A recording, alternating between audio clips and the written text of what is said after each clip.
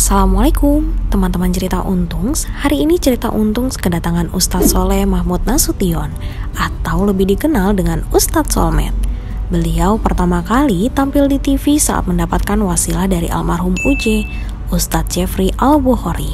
Masya Allah, kali ini kita berbagi cerita perjalanan beliau dan bagaimana cara agar kita bisa bersikap ikhlas dalam menghadapi segalanya. Kabarnya Ustadz Solmed sudah masuk pesantren sejak usia 5 tahun. Dan itu nggak main-main, Ji. Usia 5 tahun saya ditaruh di Sedayu Gresik, Jawa Timur. Pesantren di sana. Aslinya Ustadz tinggal di mana? Saya di Kebonjeruk, Jakarta Barat. Ditaruhnya di Sedayu Gresik, Jawa Timur. Hal ini juga ia terapkan ke sang putranya sampai beliau juga tidak bisa menahan rasa sedihnya. Saya punya anak sultan nih. Saya taruh di Kerawang. Usia 5 tahun. Gagah kita depan bini. Jangan nangis. Dulu saya juga di pesantren Jawa Timur. Kita simak lengkapnya, tapi jangan di skip dan tonton sampai habis ya di channel Cerita Untung.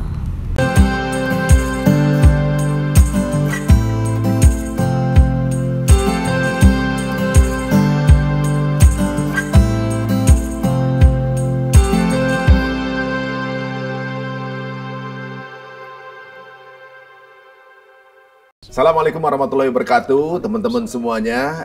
Bagaimana rasanya rumah itu ada nuansa-nuansa surga, itu rasanya luar biasa sekali. Karena apa?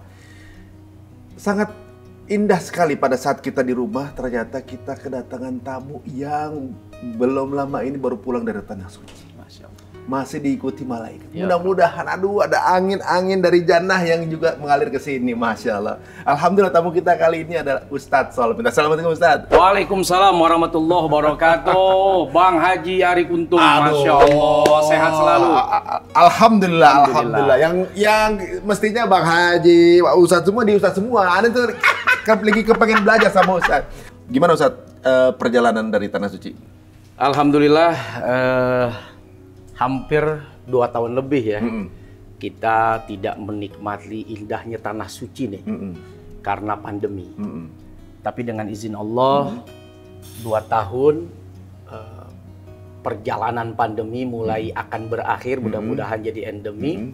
Dan tidak hanya di Indonesia, tapi di beberapa belahan dunia, termasuk Saudi Arabia, sudah membuka perjalanan untuk WNA. Masya Allah. Artinya termasuk kita yang mau umroh ini kan warga negara asing yang dibolehkan masuk ke negara mereka. Kesempatan itu, Ji, tentu tidak kita sia-siakan. Kerinduan pada Ka'bah, kerinduan pada Rasul, ya, kerinduan untuk ziarah, kerinduan untuk sholat di Masjid Nabawi, di Masjidil Haram. Tentu sudah amat sangat membuncah kata orang sekarang. Wah, udah meledak-ledak nih. Alhamdulillah dapat kesempatan. Kayak lama gak ketemu kekasih. Tiba-tiba ada kesempatannya, wah itu dia tuh. Itu nggak akan kita sia-siain. Nah itu di kadar cinta di situ ya. Kalau kita nggak kangen, itu perlu kita introspeksi dalam diri. Kan salah satu syarat cinta tuh mesti kangen. Tidak mungkin ada cinta tanpa ada kangen, tanpa ada cemburu. Nah, cemburu, kangen itu bagian dari intisari cinta. Masya Allah. Dan kalau kita cinta sama sesuatu tuh harganya kita jabanin gitu kan. Oh iya dong. Berapa biayanya? Jadiin, yang penting bisa ketemu kan gitu. Makanya kan cinta itu unlogic. Dia nggak bisa masuk ke dalam logika akal. Iya, sepakat. Tidak ada ukuran cinta dengan rupiah, dengan dolar, dengan apapun itu. Selama kita bisa mendapatkan apa yang kita cintai, kalau istilah harga berapapun, kapanpun, dimanapun, sedang apapun. Orang bilang cinta itu buta gitu berarti itu. Yes, love is blind. Kata orang begitu, cinta itu buta, membutakan segala apapun, termasuk membutakan logika. Karena cinta mainnya di sini. Ya, itu dia. Makanya sekarang ada kerinduan ya, alhamdulillah berarti ya. Bersyukur diberikan rasa kerinduan itu tuh. Betul. Masya Allah, luar biasa nih. Nah sekarang saya penasaran nih sama Ustadz nih. Ustadz, sebagai seorang Ustadz Solmed nih ya, pernah nggak cita-cita jadi Ustadz sebenarnya? Iya, saya itu zaman waktu kecil. Saya ini anak tunggal. Jadi ini cerita dari almarhum ayah saya dan ibu saya. Waktu itu ibu saya lama nggak punya anak, hampir 2 tahun tidak punya anak. Sampai ayah saya itu diminta oleh ibu saya untuk nikah lagi aja. Loh, Iya, ini cerita nih dari ayah nih. menarik. Nikah lagi aja. Nanti anakmu saya yang rawat nggak apa-apa. Karena kerinduan seorang suami ingin menjadi ayah kan. Sementara ibu saya sebagai istri 2 tahun menanti nggak hamil-hamil. Baru 2 tahun sebenarnya. Baru 2 tahun sebetulnya. Nah, tapi bicara kerinduan kan tadi. Iya. Kadang tidak mengenal waktu. Ada yang ingin cepat dan lain sebagainya. Tapi ayah bilang saat itu, sampai kapanpun saya tidak akan pernah meninggalkan kamu. Masya Allah. Dengan izin Allah lahir saya, Ji. Di tahun keberapa, Ustaz? Di tahun kedua. Jadi 2 tahun itu menjelang saya lahir. Masya Allah. Nah, artinya tahun ketiga berarti lah ya. Tahun kedua hamil, tahun ketiga saya lahir. Nah, salah satu niat ayah saya, bahasa gampangnya kalau sekarang nih orang dibilang nazar ya bukan, tapi kayak azam lah di hati gitu ya. Ya Allah, kalau saya punya anak, saya akan persembahkan anak saya untukmu. Artinya dari mulai kecil sampai besar dia akan titipkan saya, taruh saya di pesantren. Dan itu nggak main-main, Ji. Usia 5 tahun saya ditaruh di Sedayu Gresik, Jawa Timur. Pesantren di sana. Aslinya Ustaz tinggal di mana? Saya di Kebonjeruk, Jakarta Barat. Ditaruhnya di Sedayu Gresik, Jawa Timur. Umur 5 tahun. Umur 5 tahun. Padahal nunggu Ustaz sendiri yang udah 2 tahun 3 tahun. Iya. Gak punya anak, pas punya 5 tahun malah di sekolah di Gresik. Karena menunaikan janji tadi, ya kalau Allah. dapat maka saya akan persembahkan untukmu. Maka dari mulai usia pendidikan lah 5 tahun itu saya sudah ditaruh di pondok pesantren di Gresik, Jawa Timur. Sampai 2 tahun. Karena kerinduan ayah, kerinduan ibu yang sangat berat meninggalkan saya. Dan saya pun di sana juga ya pasti juga berat. Akhirnya saya ditarik, tapi saya sekolah lagi di Jakarta, tetap sekolah agama. Dulu belum banyak SDIT. Iya. Belum boarding lah ya? Belum. Jadi ada di Jakarta Barat itu sekolah yang orang bilang sekolah mahal. Karena cuma itu doang, Ji. Sama Al-Azhar paling. Al-Kamal sama Al-Azhar yang saat itu orang banyak masukin anaknya. Iya. Nah, ayah saya itu bukan orang kaya. Kerjanya cuma dagang. Tapi gimana caranya dia menunaikan janji itu nyekolahin saya di SD. Yang waktu itu sekolah di situ tuh cucunya Sudarmono, Pak Sudarmono, kemudian pas pampres anak-anaknya menteri, sekolah orang kaya. Tapi saya masuk ke situ karena ayah saya udah sangat janji bahwa anaknya harus sekolahin agama. Dulu belum banyak sekolah agama. Mahal-mahal biarin dah. Mungkin dia kurangin uang belanja apa kita nggak paham dah. Yang penting anaknya sekolah. Masuk ya penting. Masuk. Sampai kemudian setelah itu, Ji, sanawiyah saya di pesantrenin lagi. Memang Itu komit ya. Waduh, itu berat banget, Ji. Bayangin saya anak tunggal, main saya di kampung. Kan orang main di kampung enak. Layangan. Dulu ada Nintendo, ada Sega, nonton rame-rame, main ke komplek orang. Ya, sama anak kecil, main bola macem-macem. Kita mesti kehilangan main sama teman-teman karena kita mau dimasukin pesantren. Waktu itu saya nolak keras. Pas mau masuk SMP, sanawiyah. Apa kata ibu saya dan ayah saya? Kalau kamu tidak mau pesantren, keluar kamu dari rumah ini, silahkan tinggalkan rumah, jangan pernah akui saya ayah dan emak. Saya kasih kamu modal, jualan kamu silahkan, ngasong di terminal. Nangis, Ji. Nangis saya. Terpaksa saya pesantren. Sampai di pesantren, nangis saya. Saya merenung di balik pagar-pagar pesantren itu di depan jalan raya. Kita tuh pegang pagar. Kita bilang, ya Allah, apakah saya anak kandungnya? Wah, apakah saya anak pungut? Apakah saya dibuang? Apakah saya anak yang dibuang? Macam-macam. Apakah orang tua saya benci? Terus bergejolak. Sampai saya menyadari bahwa itu adalah tanda cinta dan kasih sayang. Setelah kita besar, pengetahuan kita bertambah, pengalaman hidup kita bertambah, dan ternyata medan kehidupan kita juga lebih luas. Tapi dulu saat kecil penuh pemberontakan. Karena belum paham. Ini lagi fase ini saya ini. Ya, ini fase di mana waktu itu saya merasa bahwa orang tua saya tidak cinta, orang tua saya tidak sayang, orang tua saya benci. Lalu kemudian dia menitipkan saya di pesantren. Sebelumnya saya dititipkan di Sidayu, Gresik, Jawa Timur. Terus bergejolak. Sampai akhirnya saya menemukan dunia baru di pesantren. Ya, dulu orang tua tuh seminggu sekali ngebesuk, lanjut 2 minggu. Sampai saya bilang, udah nggak usah besuk lagi deh. Ntar aja kalau saya pulang balik ke rumah, kalau pas liburan. Kenapa? Udah betah. Udah nemu. Iya, udah betah. Nemu dunia dengan kawan-kawan baru. Ya, orang-orang baru. Kehidupan baru, permainan baru. Dan ternyata anak-anak itu cuma butuh itu. Dia akan cepat kok menemukan dunianya lagi gitu loh. Yang hilang tuh akan cepat ketemu. Dia udah seru di situ ya? Udah seru. Bahkan kita malu dibesuk. Udah jangan besuk lagi. Orang tua saya yang kangen. Ya gimana orang kangen masa nggak boleh besuk? Karena kita sudah menemukan kehidupan yang baru. Iya. Jadi butuh sabar di momen perpisahannya aja ya? Iya, momen perpisahan orang tua yang menitipkan dan momen perpisahan anak yang dititipkan.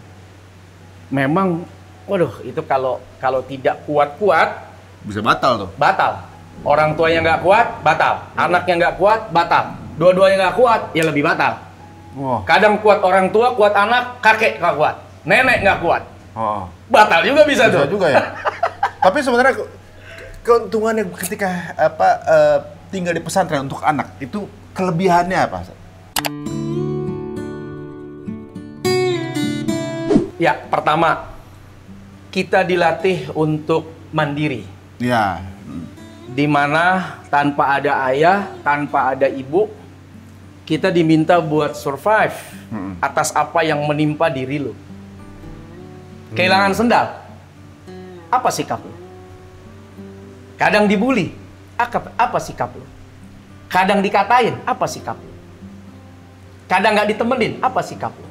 Dimusuhin, dan lain sebagainya. Dan itu ternyata masuk dalam dunia nyata hari ini. Iya, itu kalau udah masuk dunia nyata, udah nggak ada lagi itu. Nah, ternyata, Ji, disitulah kita dididik buat kuat. Kuat untuk menghadapi tekanan.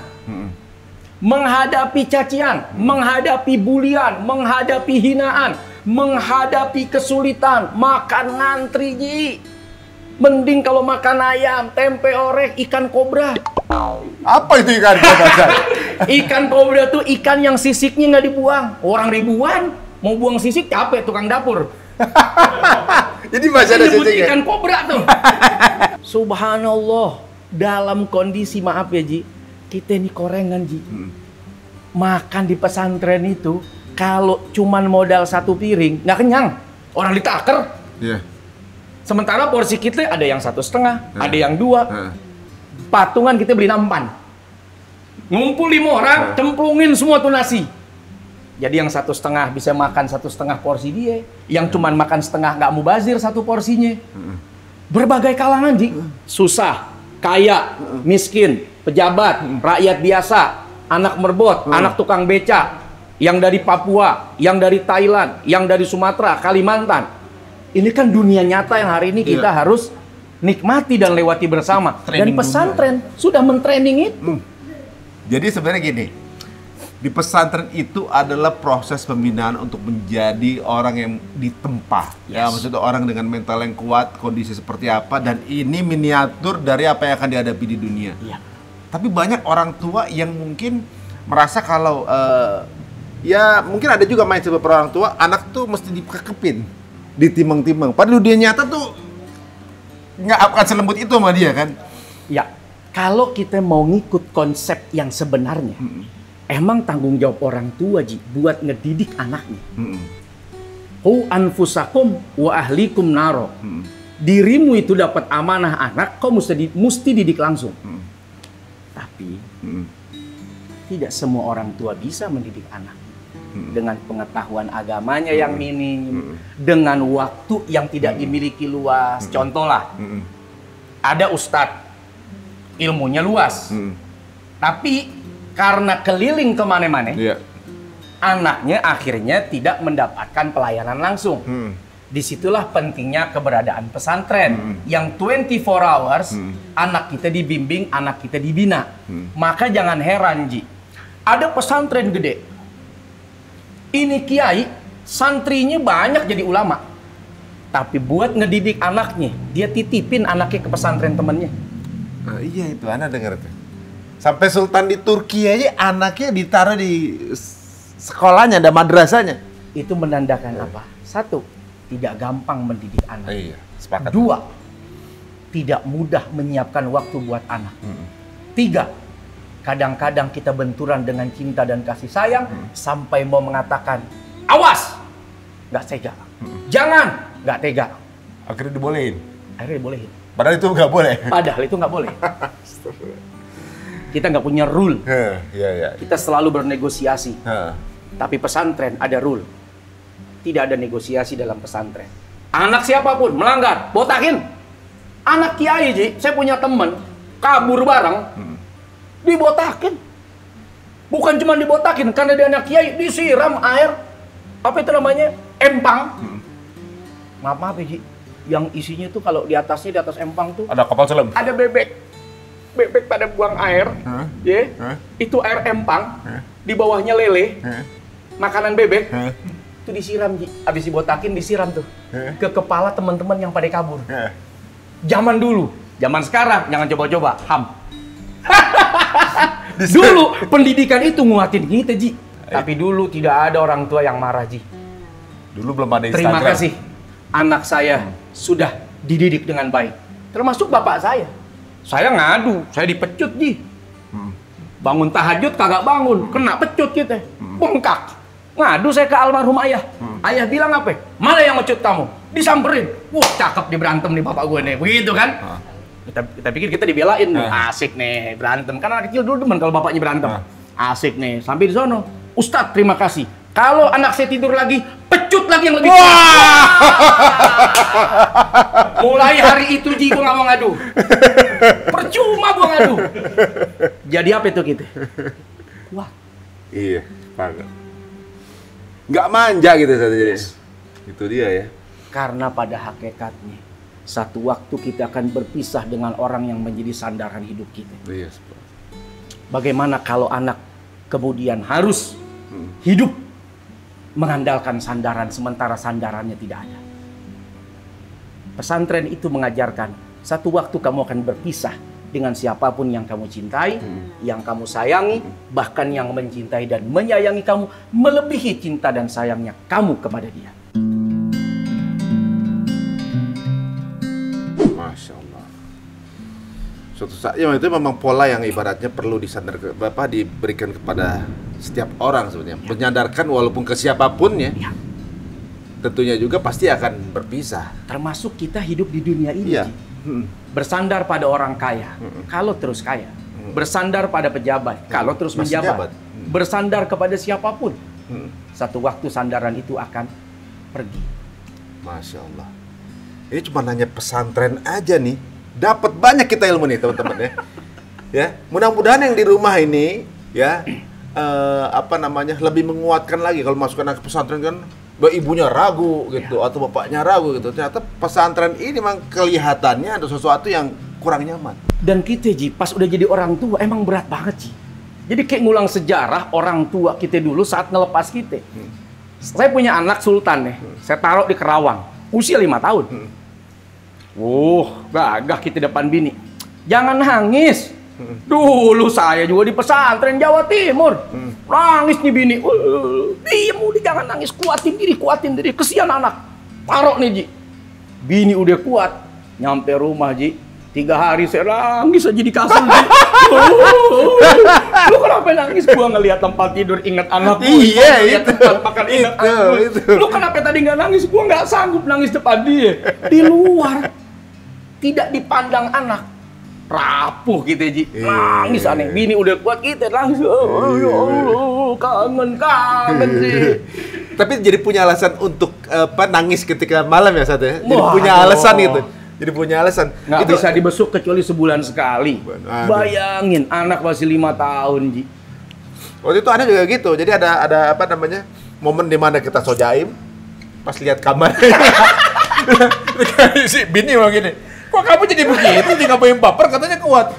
Iya, enggak, cuma begini aja. Ya, apalagi saya tanya salah satu ustadz, dia aja sedih, nggak sengaja. Seorang Habib, ya sedih juga. Ya, memang rasa cinta ini memang Allah juga yang bentuk ya. Ya, tapi kan kita belajar dari Nabi Allah Ibrahim alaihi salam. Puluhan tahun Ji menanti Ji. Anak yang nggak kunjung tiba. Saat datang Ismail masih lucu-lucunya dapat perintah untuk disembelih. Lagi sayang-sayangnya Dapat diminta perintah untuk berpisah disembelih. berarti. Belum ada bayangan akan diganti dengan kibas. Dengan domba, belum ada bayangan. Pokoknya perintahnya sembelih. Saat itu yang tergambar apa? Gue mesti berpisah sama anak. Ini perintah. Gue mesti berpisah dengan anak yang puluhan tahun gue nanti. Ini perintah. Diuji. Berani berpisah nggak? Untuk Allah. Emang dasar didikan Nabi, ini anak terima. Kalau emang itu perintahnya, lakukan wahai ayah. Masya Allah. Tarbiyahnya juga di situ ya? Yes. Artinya, pertama, kita masukin anak ke pesantren, berpisah cuma sebulan 2 bulan. Ini bayangan Nabi Ibrahim berpisah selamanya. 2, hasil didikan anak, hasil didikan orang tua melahirkan anak yang taat. Disembelih aja terima. Masya Allah. Sekarang anak disuruh beli sayur ke pasar, marah. Gue lagi asik, pakai disuruh-suruh. Padahal dikasih ongkos, ambil kembaliannya, kurang. Emaknya sakit, suruh nganterin ke dokter, nggak mau. Ini anak mau disembelih.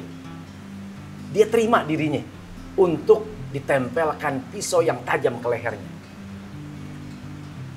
Masya Allah. Ini Qala ya abatif alma tu'mar satajiduni insyaallah minas sabirin. Kalau emang itu perintah, kerjain ayah, nggak apa-apa. Sembelih saya. Maka ayah akan mendapatkan saya termasuk orang yang sabar dalam menerima ujian ini. Tapi kan Allah hanya menguji hati. Begitu mau nempel, set, digantikan dengan kambing dan itu jadi syariat untuk kita berkurban. Masya Allah. Hanya hati yang diuji. Nah, sebetulnya kan anak naruh ke orang tua naruh ke pesantren kan ujian di sini, Ji. Kuat nggak? Sabar nggak? Mantep nggak dengan ujian-ujian yang anak alami, dengan cerita anak yang ada di dalamnya? Bagaimana rasa kita? Bagaimana perasaan kita? Dengar anak nangis, dengar anak korengan, dengar anak penyakitan. Kuat nggak? Kuat nggak? Sebagaimana dulu Nabi Ibrahim menerima perintah itu, kuat nggak? Nah. Kuat banget akhirnya kan? Sampai 3 kali dikasih mimpi. Iya. Artinya manusia kadang perlu waktu buat berpikir. Iya. Karena sampai 3 kali dikasih mimpi. Allah tahu psikologi orang kadang nggak cukup sekali. 2 kali, 3 kali. Ini sudah benar. Kadang-kadang kita juga begitu, Ji. Saat kita ingin mengambil keputusan, jangan terburu-buru. Pikirin. Ajak ngobrol. Bini kita, orang tua kita, termasuk anak kita. Ini kan komunikasi yang bagus nih. Antara Nabi Ibrahim dengan Ismail. Nggak main, ayo nak rebahan nak, seret. Karena perintahnya begitu, suruh rebah aja lagi. Enggak. Nah, mau kan pesantren? Pesantren itu begini. Harus dikasih informasi yang bagus tentang keberadaan pesantren atau keberadaan tempat pendidikan anak kita. Maka anak akan menerima. Ya udah ya, nggak apa-apa. Insya Allah saya sabar ya, saya kuat ya. Itu kan bahasa Nabi Ismail tuh. Iya ya. Ayah akan mendapatkan saya termasuk orang-orang yang sabar. Masya Allah. Dan akhirnya dengan penuh kesabaran, tuh anak masuk ke pesantren. Ya. Yang tadinya nggak betah, tadinya sebel sama orang tuanya, ya kayak saya. Tahu saya bilang, gak usah besuk lagi deh, gue malu sama teman-teman. Ya. Jadi kesabaran anak pun itu pahala juga ya buat dia. Pahala. Seperti halnya Nabi Ismail ketika mau disembelih dia menyerahkan dengan kesabaran. Jadi karena sabar itu pahala awal juga buat dia. Masya Allah. Artinya Ji, seorang ayah dituntut keberanian kan? Ini kan Nabi Ibrahim dituntut keberanian nih. Berani nggak sembelih anak? Anak nerima perintah orang tua dituntut kesabaran. Sama saat kita mau naruh anak ke pesantren, berani nggak melepas anak? Nah, itu dia. Kalau sudah punya keberanian, tinggal lihat anak sabar nggak nerimanya. Dia nggak main lagi sama adiknya. Dia nggak main lagi sama teman-teman di kampungnya. Dia nggak main lagi dengan apa yang dengan fasilitas rumahnya. Kalau dia sabar, jadi sudah. Jadi tuh ya. Jadi Ismail. Masya Allah. Ini menariknya bahwa peran ibu juga kuat banget itu. Berarti kan selama bertahun-tahun juga kayak di kayak Siti Hajar itu kayak madrasah juga berarti kan. Jarang ketemu. Jarang ketemu ayahnya, sekali datang ngajak sembelih, kan gitu. Di padang pasir tandus. Aduh. Artinya ini juga satu ungkapan pendidikan hidup bagi istri. Kalau suami cari nafkah, sabar. Penuh kepercayaan loh. Siti Hajar ketika ditinggal, dia tidak pernah berpikir, kau mau kabur ya dari tanggung jawab. Tidak. Kalau ini perintah Allah, saya akan tegak. Artinya, percayalah, suamimu keluar itu cari nafkah. Dia cari duit buat anaknya, dia cari uang untuk istrinya. Sabar sedikit. Ya komunikasi nggak apa-apa. Ngededer yang jangan.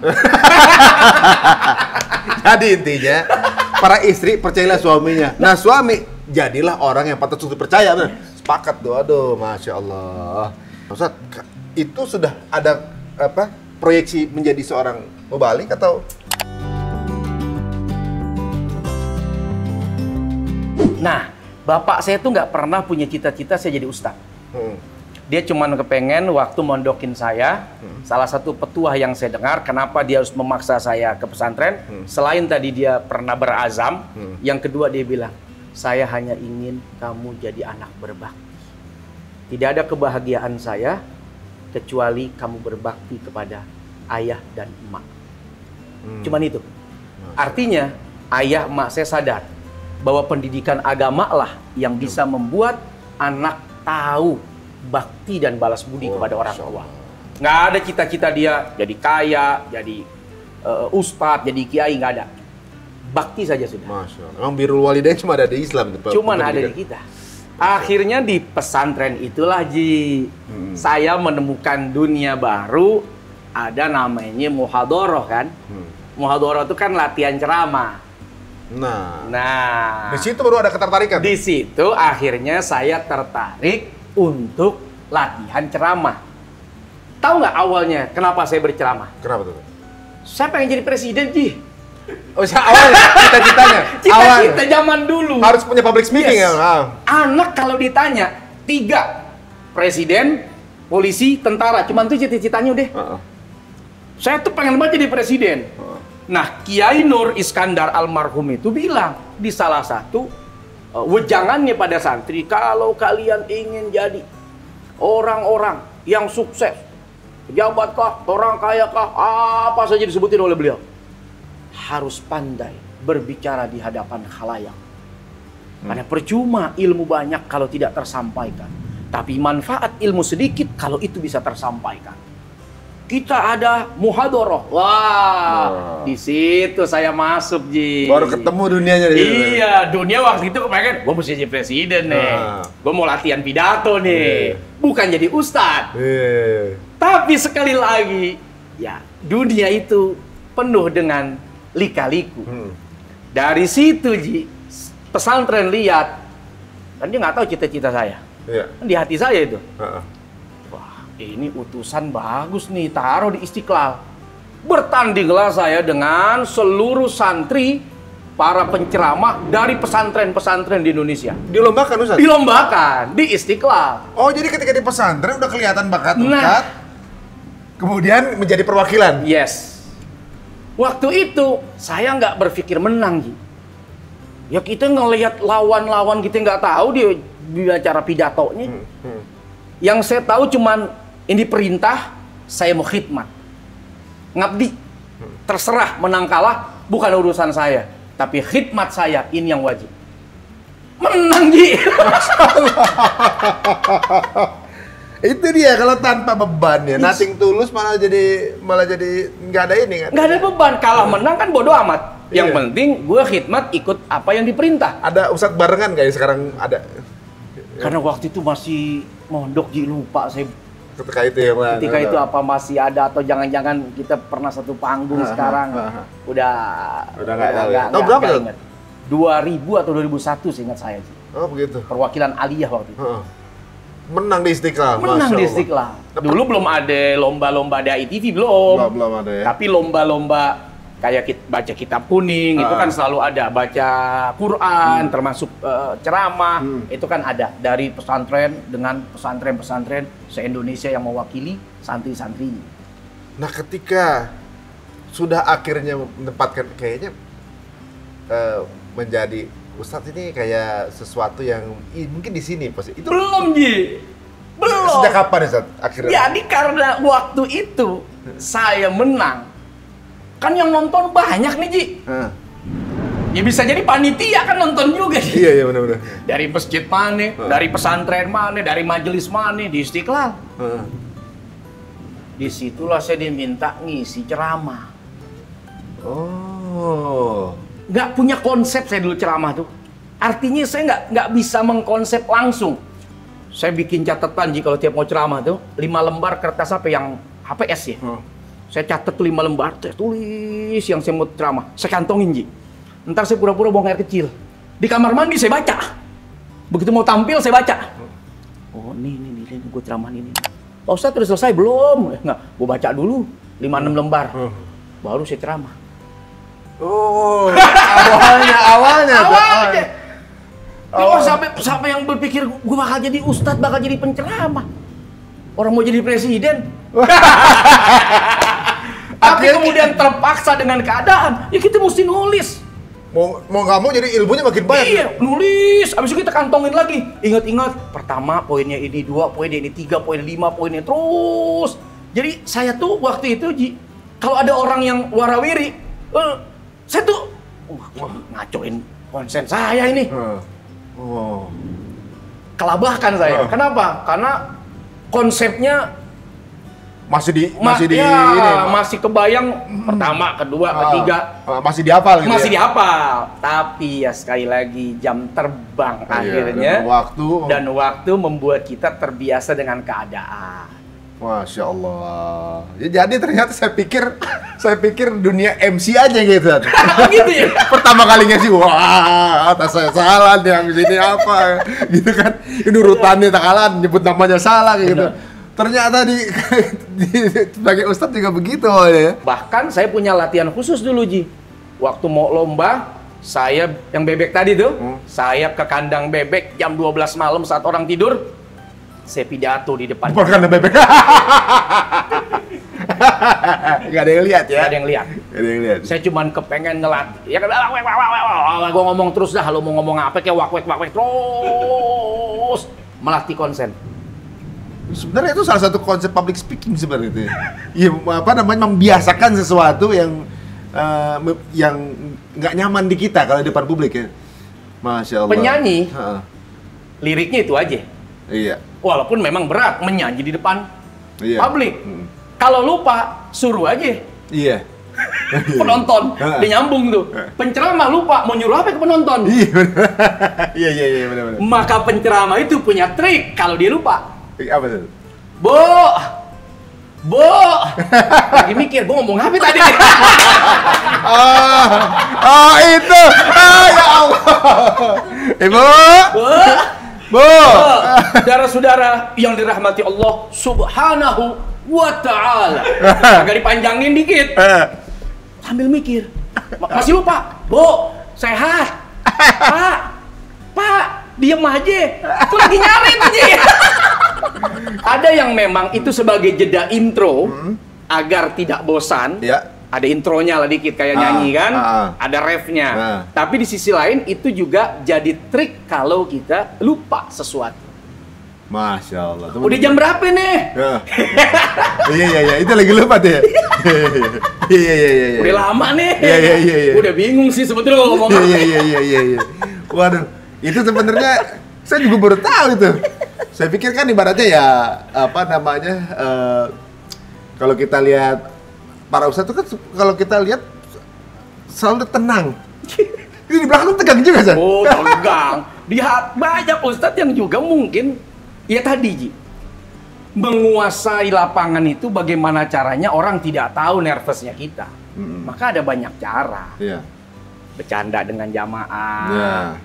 Terus kemudian ikut nimbrung dengan apa yang kadang-kadang tuh jamaah suka nyeletuk, terus kita timbrungin. Nah, lanjutin gitu kita kan? lanjutin ya kan timbrungannya dia. Terus ya tadilah konsep-konsep jam berapa nih, terus sampai terus nih. Nah kadang-kadang itu bisa jadi jeda.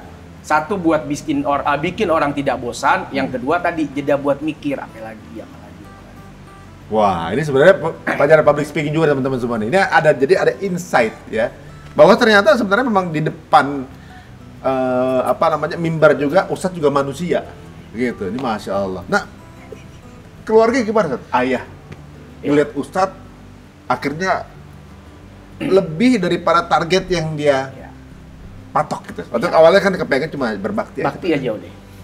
Ya akhirnya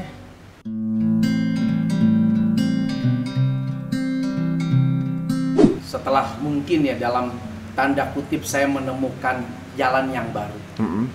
Jalan dimana yang tidak dicita-citakan oleh ayah ibu saya.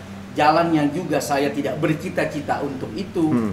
Tapi kemudian keadaan yang menarik saya. Artinya dari lomba saya ditarik oleh panitia. Dari lomba itu saya ditarik oleh keluarga untuk mengisi.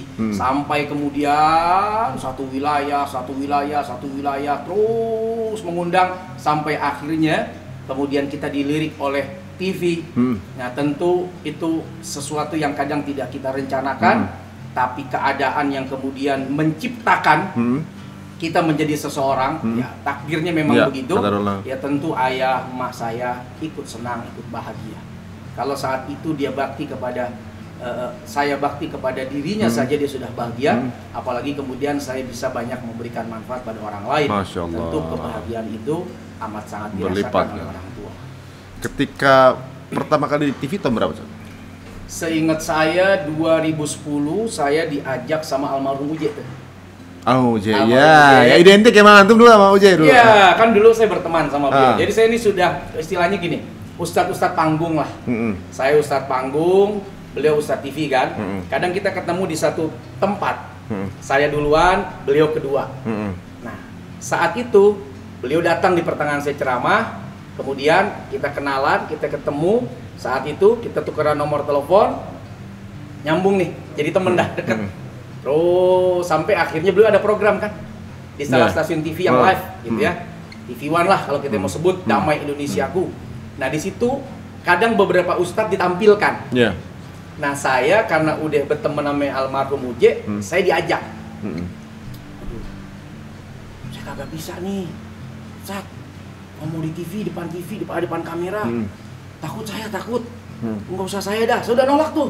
Udah ntar gue temenin. Udah ikut gue pokoknya. Berangkat saya itu akhirnya. Sampai di sono, didandanin sama dia. Dikasih bajunya, dikasih udeng-udengnya tuh, sorbannya, dikasih pecinya, pinjemin, dikasih apalah istilahnya, perangkat-perangkat yang bikin kita good looking. Wah, akhirnya maju 5 menit. Dari situ, Ji. Masya Allah. Itu TV minta saya tapping. Ya udah terus saya terus. 2010, Masya Allah. Berarti ada wasilah almarhum juga ya? Dengan segala kebaikannya mudah-mudahan beliau mendapatkan jariah dari setiap kebaikan kita. Masya Allah. Orang tuh satu tuh Bapak masih ada tuh Ustaz? Masih ada. Jadi menyaksikan posisi itu? Menyaksikan. Ayah ibu saya itu wafat kemarin 2021. Baru tahun lalu? 11 Juli emak saya, 16 Juli ayah saya. Masya Allah. 2021. Yang beda 5 hari? Beda 5 hari.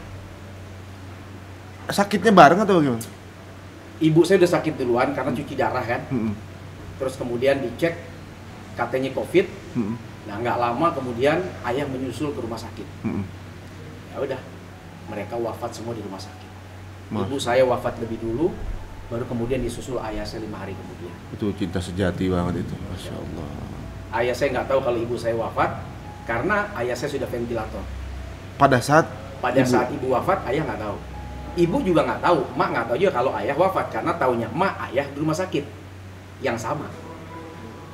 Jadi dua orang ini tidak pernah merasa ditinggalkan orang-orang yang cinta. Masya Allah. Kisah cinta sejati ini. Saya tidak pernah terbayang kalau saya harus tinggal ayah saya lebih cepat. Saat 2 tahun lalu dokter mengatakan, Ustadz, ibu ini sudah cuci darah. Kadang bertahan hanya setahun 2 tahun.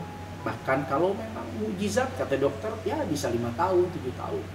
Saya udah pasrah saat itu. Satu waktu dalam setahun 2 tahun mungkin emak akan ninggalin saya.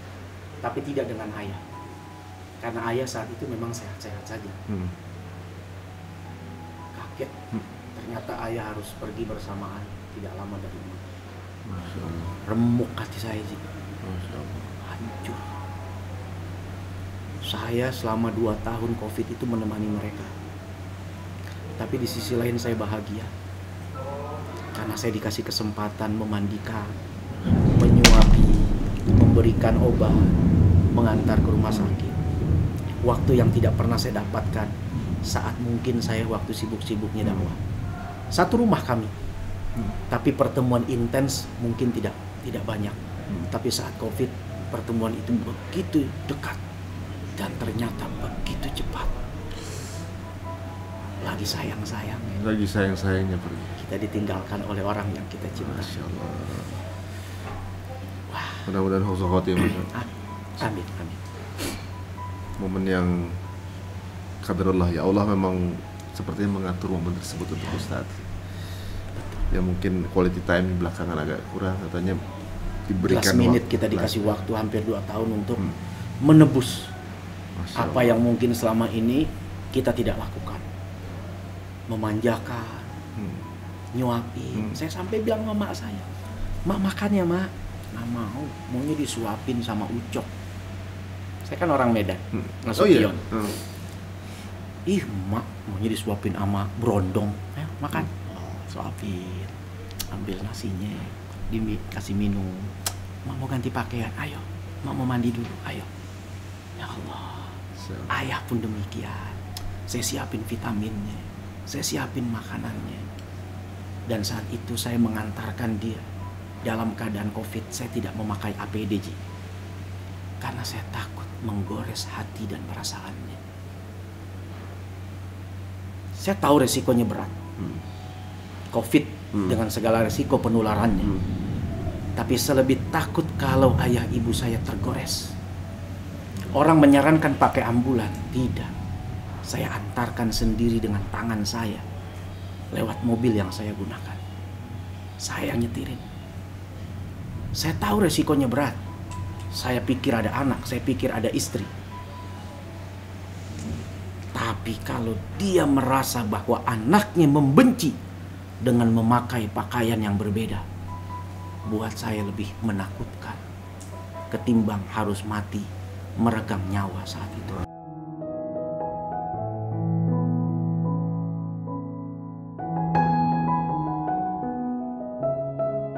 Memang di luar batas normal. Mungkin dokter tidak menyarankan ini, tapi ini bakti. Iya, ini ijtihad saya, Ji. Ijtihad saya. Itu kan keinginan dari orang tua Ustaz. Kepengen punya anak yang birrul walidain, yang berbakti sama orang tua. Akhirnya mungkin keinginan itu tertunai juga di akhir. Insya Allah mungkin beliau pergi dalam keadaan ridho. Amin. Masya Allah. Luar biasa. Dan kalau sudah orang tua, Ji, apa yang mereka minta selama saya mampu, saya penuhi. Kalaupun kadang saya belum mampu, saya coba cari bagaimana biar mampu. Dan saya sudah sampaikan kepada istri saya, mereka nomor 1, kamu nomor 2. Sebelum saya kenal kamu, saya lahir dan hidup bersama mereka. Maka jangan pernah ganggu kebahagiaan mereka atas kehadiran kamu. Dan istri paham betul, dia tidak pernah mengganggu apa yang menjadi kebahagiaan saya dengan kedua orang tua saya. 10 tahun kami hidup bersama ya. istri saya, ibu ayah saya, anak saya. Sebelumnya ya kami juga hidup bersama, sebelum menikah juga saya dengan ayah dan ibu. Jadi 38 tahun saya hidup tidak terpisah dengan orang tua. Karena saya anak tunggal. Mungkin kalau ada banyak anak, ibu bisa memilih, anak bisa banyak memberikan pilihan. Tapi kalau anak tunggal, waktu itu saya tidak bisa memberikan pilihan pada diri saya dan pilihan pada orang tua saya. Kemanapun, emak, ayah harus bersama saya. Dan sekarang, dua sosok yang pertama kali dilihat Ustadz juga udah nggak ada semua. Insya Allah. Mudah-mudahan husnul khotimah teman-teman semuanya, dan ini menjadi apa yang dilakukan Ustadz adalah pahala jariah untuk kedua orang tua ini. Masya Allah, luar biasa. Ini banyak hal yang mungkin kita belum pernah dengar ini, kisah-kisah seperti ini, kisah backstage Ustadz, kisah bagaimana hubungan dengan orang tua, bagaimana sampai seperti ini, Masya Allah, luar biasa sharing dari Ustadz untuk sampai terbuka dengan kita ini, Masya Allah, luar biasa. Ada lagi nih Ustadz, sebagai seorang Ustadz atau juga mubalik atau juga mungkin pemuka agama apalagi kemudian dengan proses Ustadz tadinya di majelis-majelis kemudian udah masuk ke TV taraf udah nasional jatuhnya nih. Tentunya nggak lepas juga dari yang namanya, nggak semua orang itu sepakat sama kita. Nggak semua orang itu suka dengan kita. Pasti ada likes, pasti ada dislike. Ini udah qadarullah memang begitu saat posisinya. Dan di sisi lain juga ya kita di manusia, kadang juga ada kekeliruan, ada juga hal-hal yang mungkin menurut pandangan orang saya nggak sepakat dengan hal itu gitu misalnya. Nah, bagaimana cara Ustadz menyikapi kondisi itu?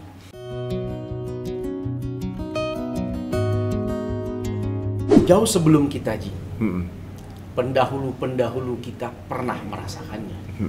Baik di kalangan para nabi, di kalangan para rasul, di kalangan para sahabat, tabi'in, dan seterusnya sampai kepada para ulama, sampai kepada pengikut-pengikutnya.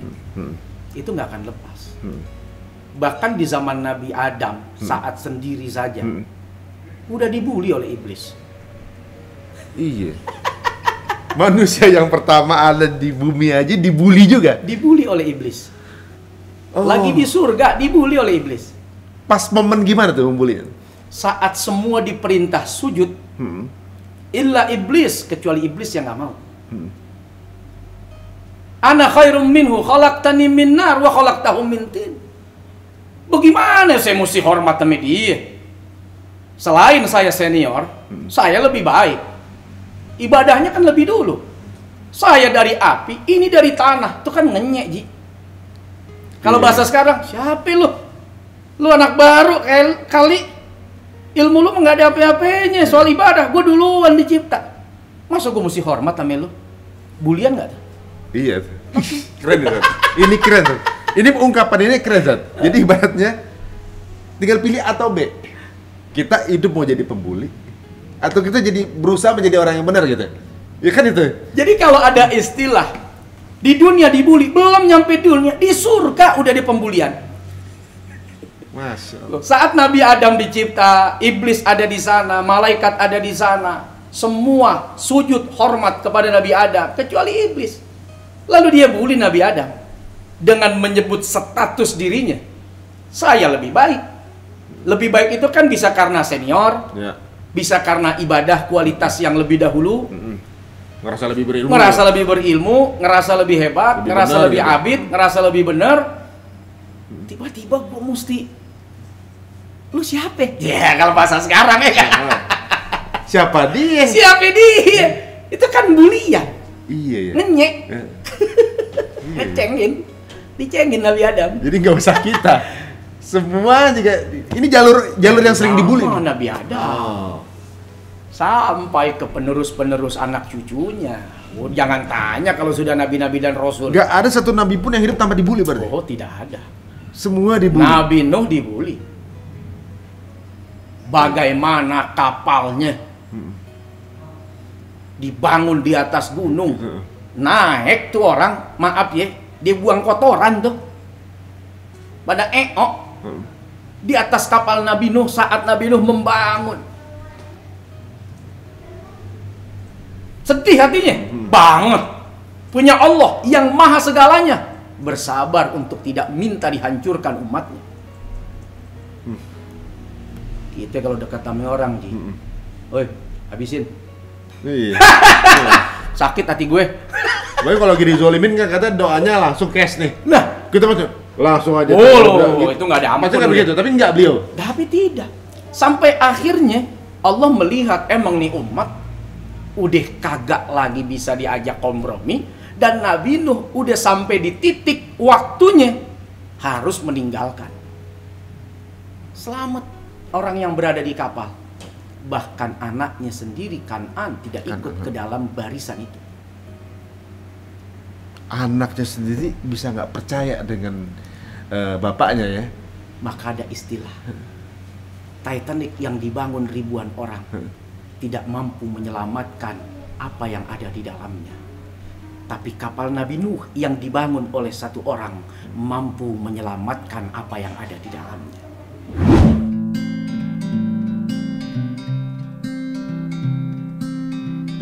Masya Allah. Cakep untuk putusan. Artinya mental setiap orang itu akan diuji. Bukan cuma caci maki. Ya. Nabi Yusuf orang paling tampan, Ji.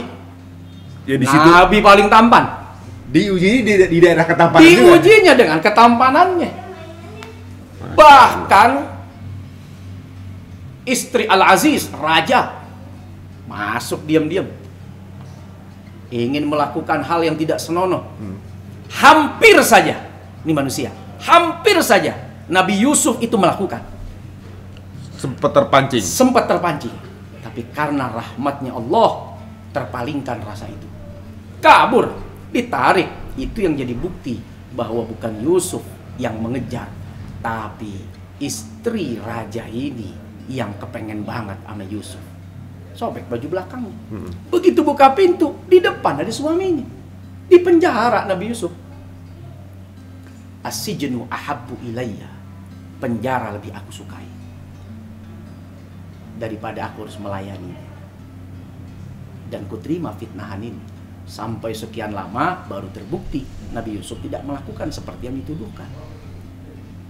Dibully lagi istri raja, nggak terima, keluar loh. Dia belum tahu siapa Yusuf. Sampai dipotong itu buah, tidak terasa memandang wajahnya Nabi Yusuf ini para perempuan. Tergores itu tangan-tangannya dengan luka-lukanya tanpa terasa. Sampai dalam Quran itu kan diceritakan mereka melihat ini bukan orang, ini malaikat, cakep benar, ganteng benar. Artinya sesuatu yang mempesona mampu mengalihkan rasa sakit. Maka ada istilah, sakit nggak orang meregang nyawa? Sakit. Tapi bisa jadi dengan surga yang ditampakkan rasa sakit itu teralihkan. Belajar dari mana? Dari pandangan orang kepada Nabi Yusuf. Rasa sakit goresan pisau itu mampu mengalihkan. Udah mau copot jarinya. Saking nikmatnya. Dan surga itu malah ainun ra'at, sesuatu yang tidak pernah terlihat. Belum pernah terbayangkan. Itu akan diperlihatkan saat orang meregang nyawa. Oh iya, Ustaz. Oh iya, di mana tempat kita akan diberitahu. Makanya senyum. Sakit senyum itu gimana sih? Ada orang sakit senyum? Iya, makanya kalau kita googling para mujahid itu, mereka pada senyum dan kadang meninggal. Kan nggak ada koreografernya. Iya. Nanti kalau meninggal senyumnya gitu. Nggak ada. Jenazah tuh nggak bisa nggak bisa diatur, Ji. Diatur. Itu kan pergolakan iman paling puncak kata Imam Abu Hanifah. Itu saat sakaratul maut. Jadi pergolakan iman manusia itu dia su'ul khotimah atau husnul khotimah. Bukan di awal, bukan di tengah, tapi di akhir saat sakarat. Disitulah goncangan itu yang paling berat. Rasa haus, dahaga, rasa takut, didatangi orang-orang terkasih. Ternyata itu penyamaran iblis, ternyata itu godaan. Haus kamu, ayo saya kasih minum. Tapi tundukkan kau punya mata. Akui saya Tuhanmu. Di tengah rasa sakit dan haus ada orang mau bela. Itu berarti orang-orang beriman juga bisa. Oh iya, itu ujian sakarat. Dan sakarat itu hak, kata Allah. Pasti dialami oleh semua. Itu kalau yang dalam keadaan fasik atau imannya kurang kuat bisa kepleset. Makanya kenapa lakinu mau takun, talkinkan la ilaha illallah. Supaya apa? Kita bantu dia dengan apa yang menjadi selama ini mungkin dia ucap, dia dengar, terus ditalkinkan. Jelas la ilaha illallah. Jangan nyebut Pak, nyebut Pak, nyebut Pak. But akhirnya. Jelas, jangan nyebut kan kita saking paniknya nyebut Pak, apaan yang mau disebut? Langsung aja tuntun. Langsung la ilaha illallah, la ilaha illallah terus. Sebisa mungkin kalau orang lagi sakarat. Itu pergolakan besar itu. Disitulah puncak titik su'ul khatimah atau husnul khatimah. Ahli ibadah pun belum tentu bisa selamat. Bahkan mujahid di medan perang itu kan ada dalam hadisnya, neraka dia. Kenapa? Saat perang dia tidak dalam mencari ridho, tapi mencari sanjungan dan pujian. Dan itu tidak ada yang tahu manusia kecuali dirinya dan Allah. Disitulah kita diuji oleh Allah untuk tidak mengatakan ahli neraka lu, jahanam lu, gak bakal lu masuk surga. Tahu dari mana akhir hayat seseorang? Kita nggak pernah tahu bisnis orang lain. Dengan kita memvonis, berarti kita mendahului takdir yang bisa jadi tidak seperti ucapan kita. Atau jangan-jangan, nauzubillah, kalau kita berada dalam posisi yang kita sampaikan. Masya. Itu paling berat sakarat. Jadi lisan ini sesuatu yang bahaya. Tapi kan orang beriman itu akan ditampakkan oleh Jibril dengan kepakan di mana dia berada. Di sini tempat kamu.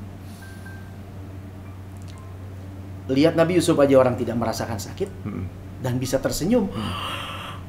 Padahal lagi tergores tangannya. Apalagi melihat surga di tengah tarikan nyawa.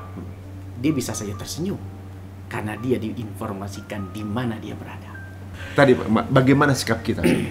Ya. Kalau pada saat mungkin posisi kita ini dalam keadaan yang pasti juga banyak juga teman-teman yang ini mungkin info buat semua. Saya pribadi juga pernah ngerasain itu dan Ustadz juga pernah ngelewatin itu juga. Bagaimana sikap kita semestinya? Tadi udah memang Ustadz berikan kita sedikit penggambaran bahwa jalur ini memang jalur bulian, gitu. Nah, bagaimana respon dan sikap sebaiknya?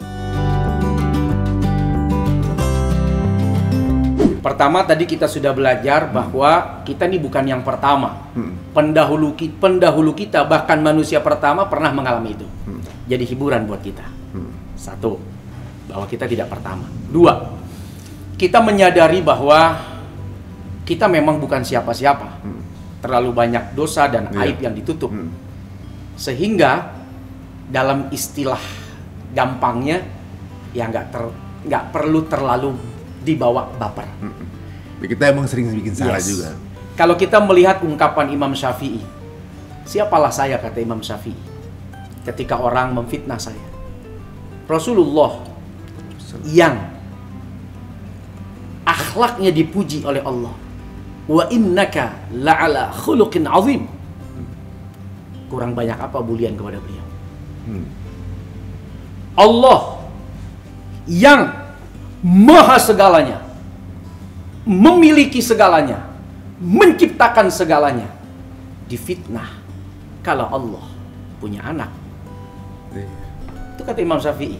Sehingga dibantah, qul huwallahu ahad, dan seterusnya. Siapalah saya, kata Imam Syafi'i. Dan kita dibandingkan Imam Syafi'i yang gak ada apa-apanya. Artinya terima dengan sabar.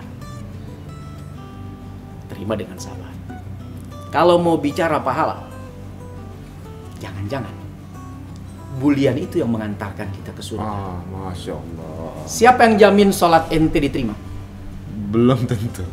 Jangankan diterima, ngomongin soal sah juga jangan-jangan kagak sah kali. Patokannya, sejauh mana kita belajar fikih? Berapa lama kita belajar fikih sholat, fikih wudu, fikih toharoh? Udah bener wudu kita, udah bener sholat kita, bagaimana rukunnya? Yakin diterima? Sah juga belum tentu. Mau masuk surga? Ngimpi ente. Al-Fatihah juga belum tentu. Tiba-tiba ada jalur alternatif. Jalur di mana dengan hinaan, cacian, fitnahan, bulian, dosa kita kelak diambil oleh dia, pahala dia dilimpahkan kepada kita. Masya Allah. Dan ini Nabi yang bilang, bagaimana nanti di akhirat ada orang muflis, orang yang bangkrut, la dinar wala dirham, kata sahabat. Bukan orang yang datang dengan segala kekayaan pahala, sholatnya, puasanya, zakatnya, hajinya, tapi dia bangkrut karena dituntut oleh orang yang dibuli olehnya, yang dizolimi olehnya, yang dirampas haknya olehnya, yang dirusak kehormatannya dengan fitnah olehnya. Pahala dia dilimpahkan. Habis pahalanya, nggak mungkin dong ngasih dosa ke orang yang nuntut. Dosa yang nuntut dikasih sama yang ibadahnya habis tadi. Waduh. Tsumma turiha finnar, kata Nabi, dilemparkanlah ahli ibadah ini ke neraka karena habis sudah amalnya. Itu ahli ibadah yang suka ngebully, hancur. Bagaimana yang bukan ahli ibadah? Saya juga pernah dengar ada orang yang ketika, kalau nggak salah ya, ketika sampai di sana dia kaget sama pahala yang dia dapetin. Dari mana nih? Itu bisa terjadi juga? Bisa terjadi. Kita kaget, ya Allah, sholat kita sunnah kadang enggak, kadang fardunya juga banyak kodoknya, karena terlalu banyak alasan kita dengan segala aktivitas kegiatan dan lain-lain sebagainya. Tetap sholatnya ya wajib. Nggak boleh kita, aku nggak usah sholat, nah gue nyari pahala bulan. Jangan, jadi kufur nanti kita. Meremehkan sholat kan jadi kufur. Nggak percaya jadi kafir. Nah ini bahaya. Terus sholat, terus puasa, terus zakat, tapi soal diterima nggak ada yang tahu. Saya cuma bilang jangan-jangan kita punya jalan alternatif menuju surga. Bahkan di dalam satu kitab ada seorang ulama, andaikan, kata beliau, saya tidak benci kepada dosa, saya pengen rasanya bikin dosa supaya satu Madinah membuli saya. Karena dengan pahala bulian itu, tanpa saya zakat, pahala zakat dia pindah ke saya. Tanpa saya haji, pahala haji dia pindah ke saya. Oh iya. Jadi kadang-kadang dibully berarti itu keberuntungan juga sebenarnya kalau kita bersabar. Kalau kita bersabar, artinya kita tidak sedang mencari kesalahan dan melakukan kesalahan untuk dibully. Tapi kadang-kadang orang mempermasalahkan, orang menyalahkan, orang memfitnah. Orang memfitnah. Dan kita sabar dengan pahala yang dijanjikan tadi oleh Nabi. Dijanjikan oleh Allah dan lain-lain sebagainya, akhirnya membuat kita terhibur hati ini. Ya, Masya Allah. Bahkan kalau kita mau menjadikan hari itu adalah hari yang istimewa, dakwatul mazlum, doa orang terzolimi mustajab. Mau minta apa, lagi dizolimin, ya Allah banyakin duit saya, itu saya lakukan, Jadi kalau ada orang tanya, Soulmate, kenapa duit lu banyak? Ya setiap kali lu bully, gue doa minta kaya. Itu rahasia tuh sebenarnya. Setiap lu bully, ya Allah, sukseskan usaha saya. Ya Allah, gampangin dunia saya. Ya Allah, banyakin harta saya. Masya Allah. Tapi kalau yang nggak sabar, ketika dibully, lalu dia menyumpahi kamu, susah seumur umur nggak akan ada bahagia kamu. Ini bahayanya doanya orang yang terzolimi. Hati-hati dakwatul mazlum itu. Wattaqu, kata Nabi, hati-hati. Saking mustajabnya. Ya kalau dia doa buat dirinya sih alhamdulillah, selamat kita dari sumpahnya. Kalau dia nyumpahin,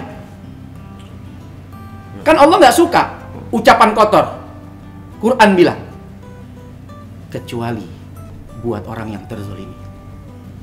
Maka ucapan jahat dari mulut kita nih, biar mati lo, itu diterima. Biar susah lo, itu diterima. Ini menghibur. Bahkan kafir, non muslim, kita zolimin, dia doa. Dia doalah ke Tuhannya. Diterima oleh Allah. Dia nggak sebut ya Allah, enggak, dia sebut nama Tuhannya, diterima oleh Allah dan dikabulin doanya orang kafir yang terzolimi. Pokoknya yang terzolimi itu lagi cash. Maka saat kita terzolimi, jangan sibuk ngebales. Ya Allah, sakit hati ini, banyakin duit ya Allah, suksesin. Itu aneh, itu dong. Masya Allah. Cash. Kalau kita pakai konsep iman, tidak akan jatuh daun selembar pun tanpa izin Allah. Bulian itu tidak akan pernah bisa menjatuhkan kehormatan dan harga diri orang lain. Dan jangan pernah takut dengan caci maki orang. Kalau Allah tidak berkehendak, seluruh dunia benci kepadamu, engkau tetap mulia. Tapi kalau Allah berkehendak, seluruh dunia cinta kepadamu, hina kau di sisinya. Masya Allah. Daun udah kuning, Ji, angin kencang belum tentu jatuh. Tapi kalau udah berkehendak, akarnya keluar. Ame pohon-pohonnya anyut. Jangan pernah takut dengan bulian. Benar kata ente. Itu adalah rekening kita yang akan dibuka nanti. Ya, hasilnya di akhirat. Tapi di dunia udah dikasih kita free pass untuk pakai jalur VIP. Orang mau doa ke Mekah biar mustajab, doa di dalam Hijri Ismail biar mustajab, doa di Raudhah biar mustajab. Cukup di Indonesia dari kamar baca komen jahat, ya Allah, mustajab. Keren kan? Keren. Hal yang tentunya juga saya rasa jarang didengar sama teman-teman semuanya. Ini unik yang ada dari diri Ustadz ini. Dan juga proses bagaimana menjadi Ustadz seperti sekarang ini kita dengar bukan sesuatu yang mudah, tapi juga ini adalah wasilah dari doa-doa orang tua dan juga tentunya juga bagaimana niatan dari orang tua. Nah, Ustadz, sebelum ditutup, misalnya saat ini sama atas kuasa Allah misalnya orang tua Ustadz mendengar apa yang Ustadz katakan. Misalnya di kamera ini orang tua Ustadz, apa yang akan mau Ustadz sampaikan?